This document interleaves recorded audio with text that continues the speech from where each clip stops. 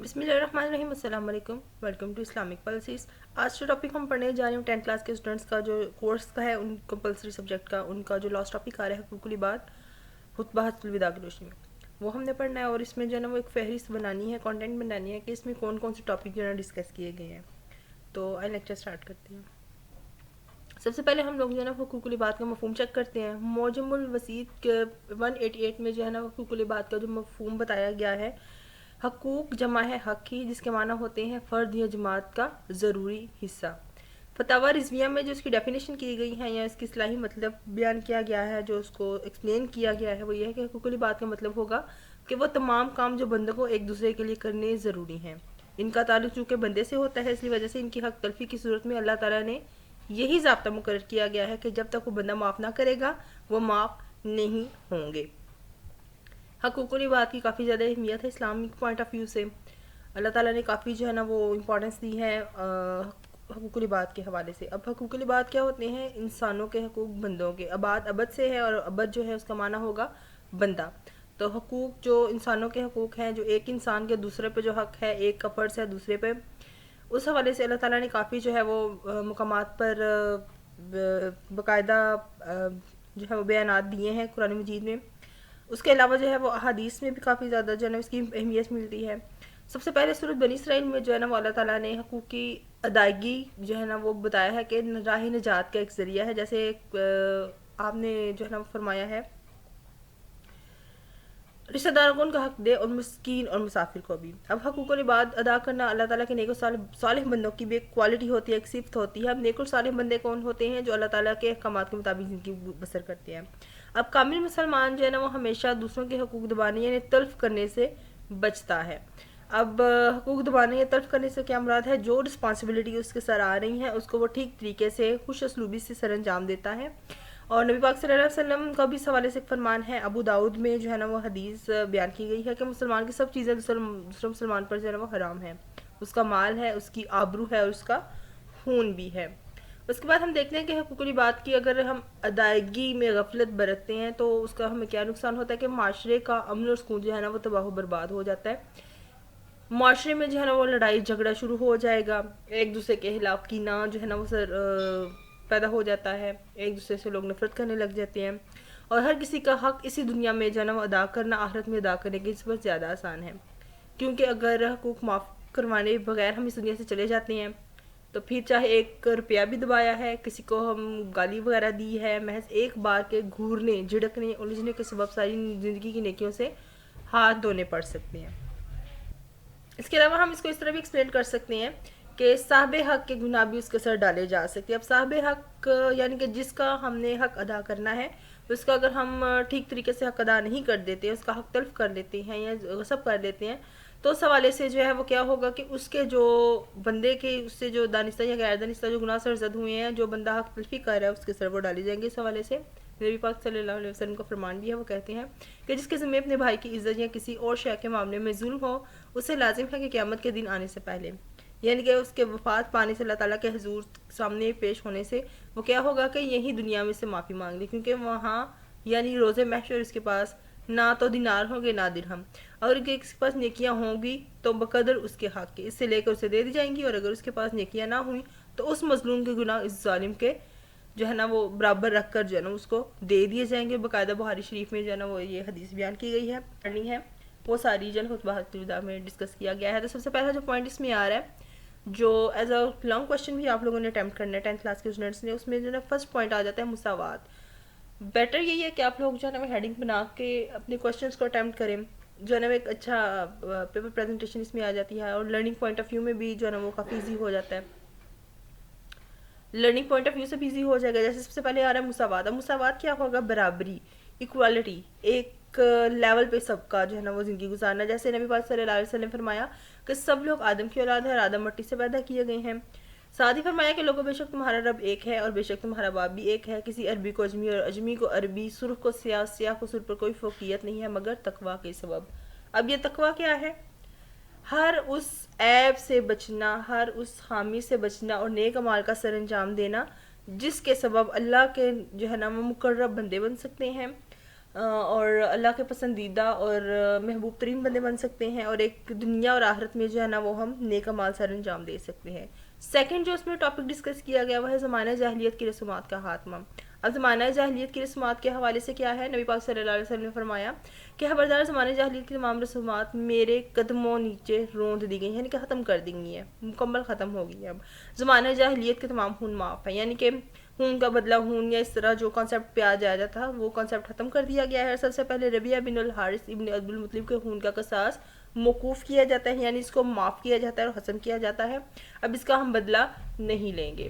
ساتھ عورت کے حقوق کے حوالے سے بھی نبی پاک صلی اللہ علیہ وسلم نے فرمایا، وہ فرماتے ہیں کہ عورتوں کے معاملے میں اللہ سے ڈرتے رہو، ان کے بارے میں اللہ کا لحاظ رکھو کہ تم نے انہیں اللہ کے نام پر حاصل کیا ہے اور اس کے نام پر وہ تمہارے لیے حلال ہوئی ہیں۔ پھر فرمایا کہ اے لوگوں، تمہاری عورتوں پر تمہارے کچھ حقوق ہیں، اسی طرح تم پر بھی ان کے کچھ حقوق ہیں۔ عورتوں کے لیے جائز نہیں ہے کہ اپنے شوہر کا مال اجازت کے بغیر کسی کو دیں، یعنی کہ شوہر کے علم میں ہونا چاہیے۔ اگر آپ گھر کی کوئی چیز کسی کے ساتھ شیئر کر رہے ہیں، کوئی سامان وغیرہ ہے، کھانے پینے کی چیز ہے، تو وہ اپنے شوہر کے علم میں لا کے جو ہے نا وہ اس کام کو سر انجام دے۔ اب عورت کے لیے بھی جائز نہیں ہے کہ کوئی کام کھلی بے حیائی کا جو ہے وہ کرے جس سے ان کا شوہر ناراض ہوگا اور ساتھ میں اللہ تعالیٰ کی جو ہے وہ ناراضگی کا باعث بنے گی۔ غلاموں کے حقوق بھی بیان کیے گئے ہیں، باقاعدہ ان کے حقوق دیے بھی گئے۔ غلاموں کا خیال رکھو، تمہارے غلام تمہارے بھائی ہیں، جو تم خود کھاؤ گے انہیں بھی کھلاؤ گے، جو خود پہنو گے وہی انہیں بھی پہناؤ گے۔ دور جاہلیت کا سب کچھ میں نے اپنے پیروں تلے رون، یعنی کہ یہ جو کنسیپٹ تھا غلاموں کے حقوق نہیں دینے ہیں، ان کے ساتھ جو ہے نا وہ اچھا رویہ برتاؤ نہیں ہوگا، ان کو جو ہے وہ آزادی کھانے پینے کی بھی نہیں ہوگی، اگر کچھ بچ گیا ہے تو وہ کھائیں گے، اور کئی کئی دن جو ہے نا ان کو سختی سے یا سزا دی جاتی تھی، وہ سارے کنسیپٹ جو ہے وہ ختم کر دیے گئے۔ ایک عام انسان کی طرح ان کو بھی زندگی گزارنے کا جو ہے وہ حق دلایا گیا۔ جان، مال، عزت اور آبرو کی حفاظت، اس حوالے سے خطبہ حجۃ الوداع کے موقع پر نبی پاک صلی اللہ علیہ وسلم نے فرمایا کہ لوگوں خوب اچھی طرح سمجھ لو کہ ہر مسلمان دوسرے مسلمان کا بھائی ہے، اور سب مسلمان آپس میں ایک دوسرے کے بھائی ہیں۔ لوگوں، تمہارے خون، مال اور تمہاری عزت ایک دوسرے پر ایسے ہی محترم ہے جیسے کہ تمہارے لیے آج کا دن شہر اور یہ حرمت والا محترم جو ہے نا وہ مہینہ ہے۔ تم سب اللہ کے جا کے جاؤ گے، وہ تم سے تمہارے مال کے بارے میں باس پرس کرے گا۔ اب یہاں پر جو ہے نا وہ مال، خون اور عزت یا اس حوالے سے محترم، یعنی کہ ان کا احترام کرنا ہے، بغیر اجازت کے تصرف حاصل نہیں کرنا ہے۔ اگر کسی صورت میں اگر آپ مال استعمال کر رہے ہیں اور کوئی عزت کے خلاف بات کرتا ہے تو آپ نے اس سلسلے میں خود بھی جواب دینا ہوگا۔ معاشی اصلاحات کیا ہے انہوں نے کہ سود کی حرمت، دور جاہلیت کا جو ہے پہلا سود معاف کیا جاتا ہے۔ اب پہلا سود نبی پاک صلی اللہ علیہ وسلم نے جو معاف فرمایا تھا وہ تھا عباس بن عبد المطلب کے خاندان کا سود۔ اب وہ سود ختم ہو گیا، ان کے یہ جو سود کا کانسیپٹ ہے یہ بھی فلی جو ہے وہ ختم کر دیا گیا تھا۔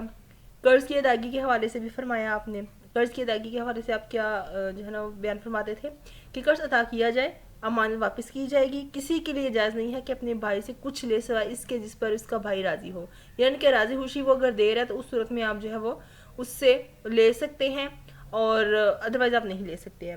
اور عاریتاً لی ہوئی چیز واپس کرنی چاہیے۔ عاریتاً کیا ہوگی، ان کی ضرورت کے وقت جو تھوڑی بہت ہم چیز لیتے ہیں ادھار یا وقتی استعمال کے لیے تو وہ ہم وہ واپس کریں گے۔